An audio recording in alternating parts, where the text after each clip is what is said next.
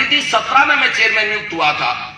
3 साल होने को थे, लेकिन हमारे क्षेत्र में ना बाजरे की खरीद होती थी, ना सरसों की खरीद होती थी। हमारा इस गांव का किसान, इस क्षेत्र का किसान पटौदी मंडी के अंदर अपना बाजरा और सरसों बेचने जाता था, और मैं किसान का बेटा हुआ था, महसूस करता था, मैं भी गया वहां हमारे साथ किस प्रकार का सोतेला व्यवहार किया जाता था। वहां के किसान कहते थे पहले हमारी फसल बिकेगी, बाद में फरुखनगर लोगों की फसल बिकेगी। इस प्रकार का सोतेला व्यवहार हमसे होता था। वो पीड़ा मुझे थी। जब मैं मार्केट कमेटी का चेयरमैन बना तो हमारे वहां 14 साल बाद बहन जी पहली दफा फरुखनगर के अंदर हमने सरसों और बाजरे की खरीद शुरू कराई थी। और सरसों की जब हमने खरीद कराई तो वहां मंडी छोटी पड़ गई थी। उस समय गेहूं की आवक बहुत ज्यादा थी। हमने मंडी से बाहर एक वेयर हाउस रेंट पे लेके और अपने किसानों की सरसों वहां बिकवाई।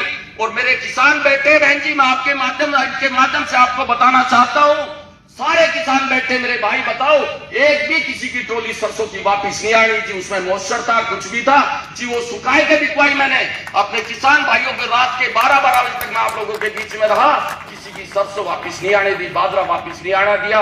अधिकारियों का प्रेशर होता था, अधिकारी अपने नॉर्म्स को पूरा करने चाहते हैं, लेकिन फिर भी हमने प्रयास किया कि मेरे किसान को कोई कष्ट न हो। अभी पिछली दफा की बात है, जब बाजरे की खरीद में एक बहुत बड़ा विरोध हो रहा था, लोग मेरे किसान धरने पे बैठ गए थे, तब मुझे जानकारी लगी, मैं इनके बीच में आया। और अभी कल परसों में बैठा तो कुछ भाई किसान कह रहे थे कि भाई चेयरमैन साहब बाजरा खराब था, लेकिन आप अड़गे कति अधिकारियों से और आपने हमारा एक एक दाना बाजरे का बिकवाया। और जब कोरोना काल के अंदर बहन जी जब सारी मंडियां बंद हो गई थी, लोग घर से नहीं निकल रहे थे, मैंने इस सुल्तानपुर के गांव के लिए, इस खेड़े जानोला के किसानों के लिए, इनको असुविधा न हो, सुल्तानपुर गांव के स्कूल के अंदर मंडी लगवाकर आप लोगों का गेहूं बिकवाने का कार्य किया था। ये भारतीय जनता पार्टी ऐसा काम कर सकती है। ये लगातार किसानों के बीच में रहने वाली पार्टी है। मोदी जी का जो बजट था, मोदी जी से पहले जो बजट था कृषि को लेकर, वो 27 करोड़ रुपए थे।